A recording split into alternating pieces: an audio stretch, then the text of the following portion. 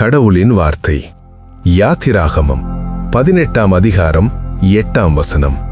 பின்பு மோசே கர்த்தர் இஸ்ரவேலி நிமித்தம் பார்வோனுக்கும் எகிப்தியருக்கும் செய்த எல்லாவற்றையும், வழியிலே தங்களுக்கு நேரிட்ட எல்லா வருத்தத்தையும், கர்த்தர் தங்களை விடுவித்து ரட்சித்ததையும் தன் மாமனுக்கு விவரித்துச் சொன்னான்.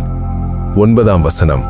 கர்த்தர் இஸ்ரவேலரை எகிப்தியரின் கைக்கு தப்புவித்து அவர்களுக்கு செய்த சகல நன்மைகளையும் குறித்து எத்திரோ சந்தோஷப்பட்டு. 10ஆம் வசனம். கர்த்தர் உங்களை எகிப்தியரின் கைக்கும் பார்வோனின் கைக்கும் தப்புவித்து எகிப்தியருடைய கையின் கீழிருந்த ஜனத்தை விடுவித்த கர்த்தருக்கு ஸ்தோத்திரம். 11ஆம் வசனம்.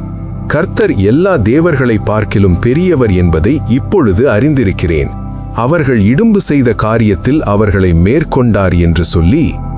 12ஆம் வசனம். மோசேயின் மாமனாகிய எத்திரோ சர்வாங்க தகன பலியையும் மற்ற பலிகளையும் தேவனுக்கு கொண்டு வந்து செலுத்தினான். பின்பு ஆரோனும் இஸ்ரவேல் மூப்பர் அனைவரும் வந்து மோசேயின் மாமனுடனே தேவ சமூகத்தில் போஜனம் பண்ணினார்கள்.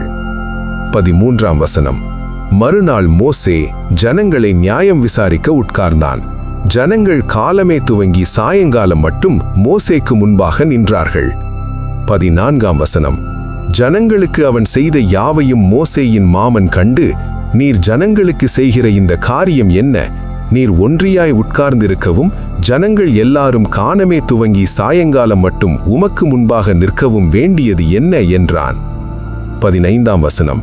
அப்பொழுது மோசே தன் மாமனை நோக்கி, தேவனிடத்தில் விசாரிக்கும்படி ஜனங்கள் என்னிடத்தில் வருகிறார்கள். அவர்களுக்கு யாதொரு காரியம் உண்டானால் என்னிடத்தில் வருகிறார்கள்.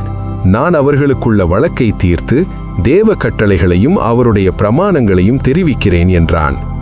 17ஆம் வசனம். அதற்கு மோசேயின் மாமன், நீர் செய்கிற காரியம் நல்லதல்ல.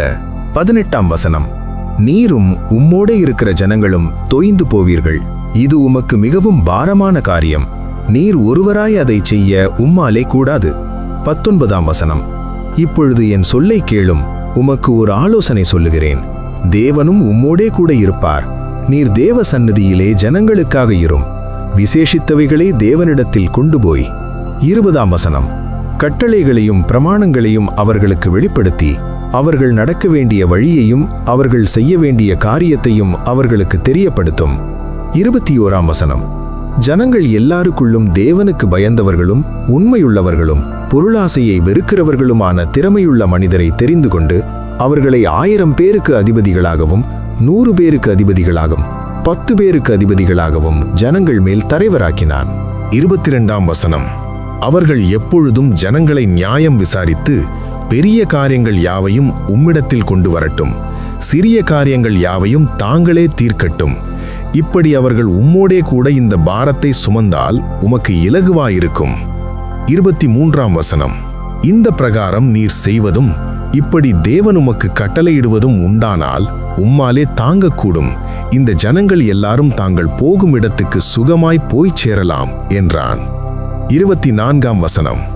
மோசே தன் மாமன் சொல் கேட்டு அவன் சொன்னபடியெல்லாம் செய்தான். 25ஆம் வசனம்.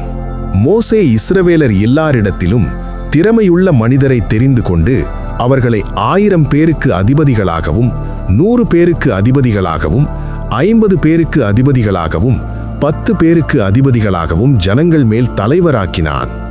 26ஆம் வசனம். அவர்கள் எப்பொழுதும் ஜனங்களை நியாயம் விசாரித்தார்கள். வருத்தமான காரியங்களை மாத்திரம் மோசேயினிடத்தில் கொண்டு வந்தார்கள். சிறிய காரியங்களை எல்லாம் தாங்களே தீர்த்தார்கள். 27ஆம் வசனம். பின்பு மோசே தன் மாமனை அனுப்பிவிட்டான். அவன் திரும்ப தன் தேசத்துக்கு போய்விட்டான். ஆமேன்.